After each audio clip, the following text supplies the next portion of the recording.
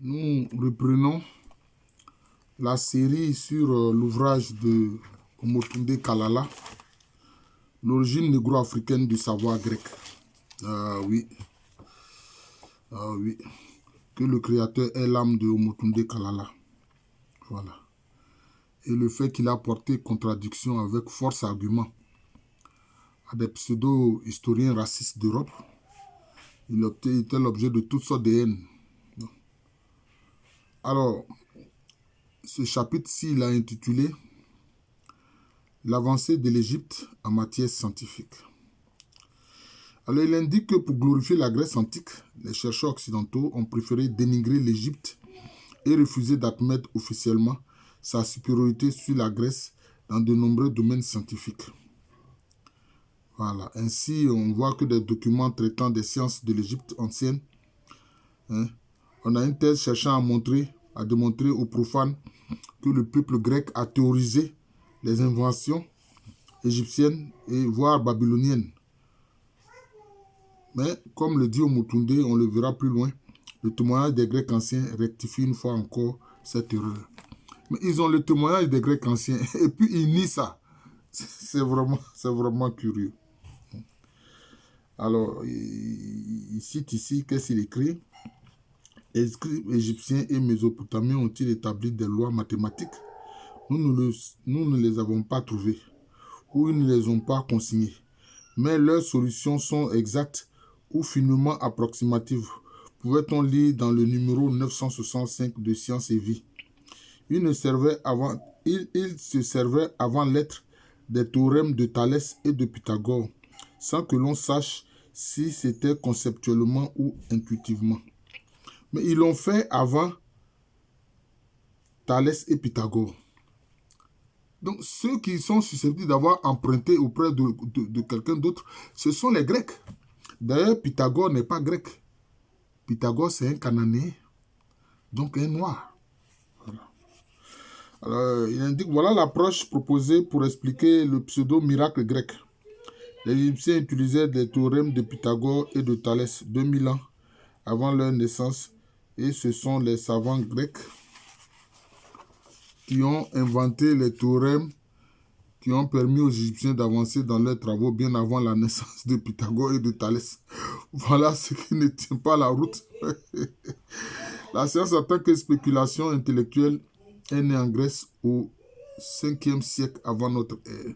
Pourquoi n'est-ce pas en Mésopotamie, en Égypte, en Chine ou en Inde qu'est né ce que nous appelons la science? L'objectif de cette approche est de prouver par tous les moyens que ce sont les Européens qui sont à la base de l'invention des sciences, quitte à avoir recours à l'absurde. Vraiment, c'est absurde. Voilà. Il n'y a jamais eu de nation civilisée d'une autre couleur que la couleur blanche, ni d'individu illustre que par ses actions ou par sa capacité de réflexion. Ça, c'est David Hume qui écrit cette... excusez-moi l'expression, mais c'est écrit qu'il manque d'intelligence. Et il ne connaît même pas les autres nations. Il ne connaît pas les autres nations. Vous voyez. Et pourtant, il affirme, voilà, que ce sont les Blancs, pour ne pas dire les Caucasiens, c'est mieux ainsi, d'ailleurs, ils ne sont pas blancs comme du papier, qui sont à l'origine de la science. En y mettant les moyens, on finit de toute façon par convaincre les esprits incrédules que l'on dit vrai. Le problème est que cette approche historique ne résiste absolument pas à l'examen scientifique des faits, à partir du moment où l'on sait lire l'écriture hiéroglyphique et le grec ancien, c'est-à-dire l'écriture hiéroglyphique, c'est-à-dire les Médounékais, c'est-à-dire qui veut dire même parole de Dieu. La seule solution alors pour les chercheurs, éviter tout débat scientifique de confrontation des thèses. On a vu au colloque du Caire de 1974 qu'ils ont dit que les Égyptiens sont des blancs à la peau noire. Allez-y comprendre quelque chose. Les scientifiques qui disent que des gens sont des blancs mais à la peau noire. Bon. Mais voyons cela de plus près, dit Omotunde. Est-il possible de s'adonner aux sciences sans théoriser? Les Égyptiens ont-ils construit l'immense temple de Karnak sans faire de plan, sans unité de mesure, sans connaissance mécanique et technique? sans connaissance en trigonométrie et en architecture, ont-ils parfaitement orienté les pyramides selon les astres célestes, axes nord-sud, sans connaître l'astronomie? Les 4 points cardinaux et sans utiliser d'instruments optiques, ont-ils pu assembler pour construire la pyramide de Khéops, dont le vrai nom est Khufu? Parce que quand tous ces noms hellénisés là ou repris par les Grecs là, on ne voit pas alors l'africanité du mot. Son nom là c'est Khufu. Voilà, ce Nessout là, c'est-à-dire celui qui vient du sud qu'on appelle improprement pharaon là. Khéops là, son nom c'est Khufu. 2300,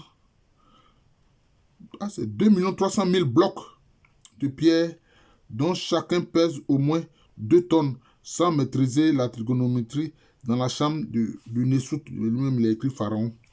Les dalles qui forment le plafond font 50 tonnes chacune. Et on voit encore des plaisantins de racistes sur le net qui viennent dire que ce sont les extraterrestres qui ont bâti les pyramides, que les Akans appellent Sumpi.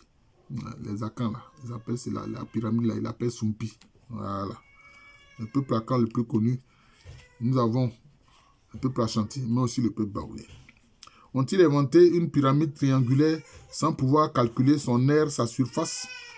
Les spécialistes savent qu'il est impossible de réaliser certaines découvertes sans auparavant théoriser. Ainsi, ceux qui veulent faire croire que les Égyptiens n'avaient pas établi de loi mathématique ne disent pas la vérité. La théorisation des sciences égyptiennes est consignée sur des rouleaux de papyrus qui peuvent atteindre jusqu'à 800 mètres de long, et qui fait 8 stades de foot. Sur ces papyrus, les scribes nous ont laissé bon nombre de théorèmes de mathématiques et d'analyse scientifique dans de nombreuses disciplines: astronomie, médecine, trigonométrie, géométrie, religion, philosophie, architecture, droit, économie, etc. De même sur le plan artistique, théâtre, roman, poème, psaume, récits historiques, musique, peinture, etc. Ce sont les racistes blancs qui obligent les gens à finalement ramener la vérité. C'est vrai, dire la vérité, mais ce sont les noirs. Bon, c'est pas comme si on veut glorifier le noir, mais on est obligé de dire la vérité pour rectifier leurs mensonges. C'est ça le problème. Alors, Omotunde Kalala écrit encore: en fait, les Égyptiens sont à la base des les véritables inventeurs de l'école appelée à l'époque maison de vie. L'instruction qui, dans les anciens temps prédynastiques, était dévolue aux pères de famille a été transposée aux scribes, véritables instituteurs, professeurs des enfants égyptiens. Voilà. Les maisons de vie ont ainsi élaboré la pensée égyptienne et transmis durant des millénaires les principes moraux, culturels, spirituels, intellectuels et scientifiques de Kmet, le véritable nom de l'Égypte. Voilà. Autour des palais pharaoniques ou des temples, des écoles prestigieuses formaient les enfants à embrasser les métiers de scribe de la maison de vie, de scribe royal, de djati, ce qu'on appelle improprement vizir. Voilà. Aujourd'hui, les premiers ministres sont des sortes de vizirs. Donc ça vient de l'Égypte antique, on appelle ça djati. D'ailleurs, curieusement, chez les Malinké, il y a ce qu'on appelle le djatigi. Le djatigi. Djatigi. Qui est quelqu'un qui vous soutient, qui vous aide. Quand, par exemple, vous vous déplacez, c'était les djatigi qui recevaient les commerçants qui se déplaçaient. Les commerçants avaient des djatigi qui les soutenaient, qui les aidaient. Voilà. Donc, d'écrivains, de ministres, de magistrats, de prêtres, de grands prêtres, d'ingénieurs, d'adjoints administratifs, de mathématiciens, de physiciens, de médecins, d'architectes, de juristes, d'économistes, d'urbanistes, etc. Les études littéraires et scientifiques étaient très développées. Donc, à Kmet, il fallait savoir lire, écrire, compter, analyser, disséquer et théoriser. Voilà la vérité. On sait qu'il existait des maisons de vie dans les villes de Memphis, El Amarna, Héliopolis, Akhmim, Coptos, Esna, Edfou, généralement rattachés à un temple ou à une administration royale. Les maisons de vie formaient l'élite pharaonique. Vers le 5e siècle, elles accueillaient aussi l'élite grecque. Donc voilà, les Grecs même sont allés étudier en Égypte pharaonique.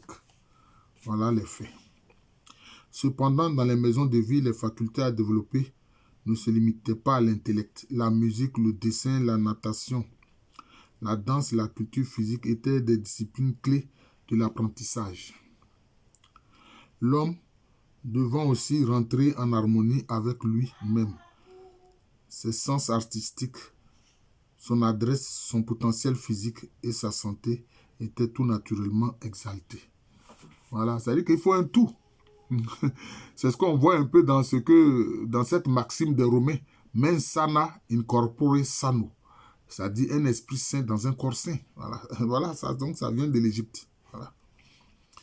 Ainsi, en éditant par exemple le papyrus de Moscou, le professeur Struve a permis à la communauté scientifique internationale d'accéder à la théorisation de certaines connaissances égyptiennes dans le domaine des mathématiques. Ainsi, 2000 ans avant Archimède, les Égyptiens avaient déjà consigné la formule de la surface de la sphère.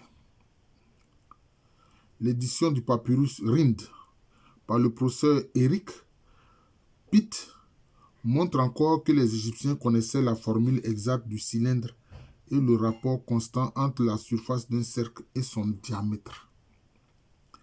Il est d'ailleurs intéressant de savoir que ce papyrus est une copie d'un manuscrit égyptien beaucoup plus ancien réalisé par le scribe mathématicien égyptien Ahmès.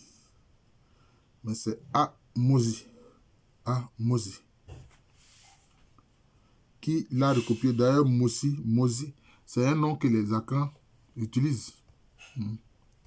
Voilà. Dans le Bono, il y avait des gens qui s'appelaient Mosi. C'est comme ça. Qui l'a recopié en 1650 avant Jésus-Christ environ. Le problème 48 de ce document traite de la quadrature du cercle, sujet qui ne sera traité par les savants grecs que vers le 5e siècle, Hippocrate de Chios, et vers 250 avant Jésus-Christ, Archimède. Donc vous voyez. Voilà. Les Égyptiens connaissaient aussi la surface du cylindre qui, coupée selon une génératrice, devient un rectangle dont ils savaient aussi calculer la surface. Ils maîtrisaient aussi la formule du calcul de la surface du cercle et la longueur de la circonférence, comme le souligne Struve. L'exercice numéro 10 nous a apporté ensemble la formule de la surface de la sphère et celle de la longueur de la circonférence. L'exercice numéro 14 du papyrus de Moscou, portant sur le calcul du volume d'un tronc de pyramide, montre que les Égyptiens connaissaient la formule du volume de la pyramide et du cône.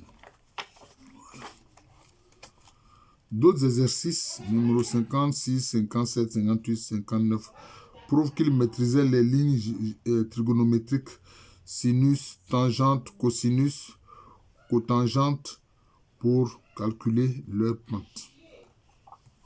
Voilà. Et ensuite, déjà à 13 minutes, ce qui fait beaucoup. Donc, vous voyez que, en fait, au Motunde, se servant des papyrus, même quelquefois que des savants européens ont découvert, on se rend compte que, vraiment, la source, c'est l'Égypte. Toutes ces sciences-là. Toutes ces sciences-là, c'est vraiment l'Égypte. En écrivant que c'est à Eudoxe de Cynide que l'on doit la mesure de la pyramide et du cône, Archimède devait sans doute parler de son introduction en Grèce, c'est ça.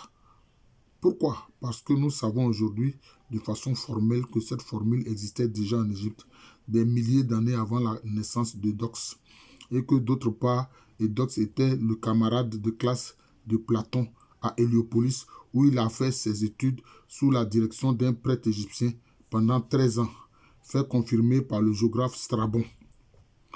Même quand ils ont des auteurs qui confirment cela, ils ne veulent rien entendre. C'est malheureux.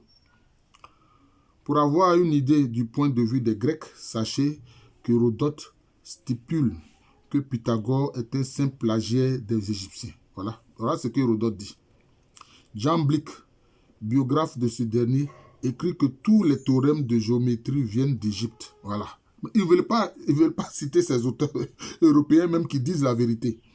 Proclus encore affirme que Thalès a le premier introduit la géométrie en Grèce après son séjour en Égypte. Voilà les faits. Aristote désigne, lui, l'Égypte comme berceau des arts mathématiques. Bon, ils ne veulent pas écouter Aristote aussi. Ah, vraiment, le diable n'est pas bon. Hein. Le diable, c'est un raciste.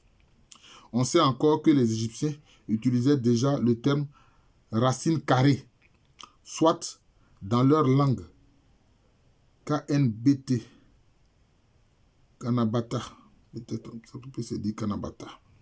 Faire langue ou extraire la racine carrée. Ils ont ainsi utilisé les premiers, les nombres irrationnels, le théorème du carré de la diagonale, notamment dans le cas d'un triangle rectangle isocèle, le théorème permettant de calculer l'aire d'un triangle problème numéro 51 Papyrus Rind, le problème de la quadrature du cercle problème numéro 48 Papyrus Rind, le théorème permettant de calculer la pente d'une pyramide à partir des lignes trigonométriques habituelles, sinus, cosinus, tangente, cotangente, exercice 56 à 60 du pyramide Rind, la formule de la surface du cercle, la formule permettant de calculer la surface d'un rectangle, problème numéro 46 Papyrus Rind et numéro 6 Papyrus de Moscou. Voilà, bon, nous allons nous arrêter là parce que bon, c'est quand même long. On va poursuivre ça petit à petit pour faire justement pour présenter l'ouvrage très important de Omotunde Kalala qui détruit tous les mensonges des égyptologues européens racistes. Bon, Dieu merci, ils ne sont pas tous, il y a certains qui disent la vérité.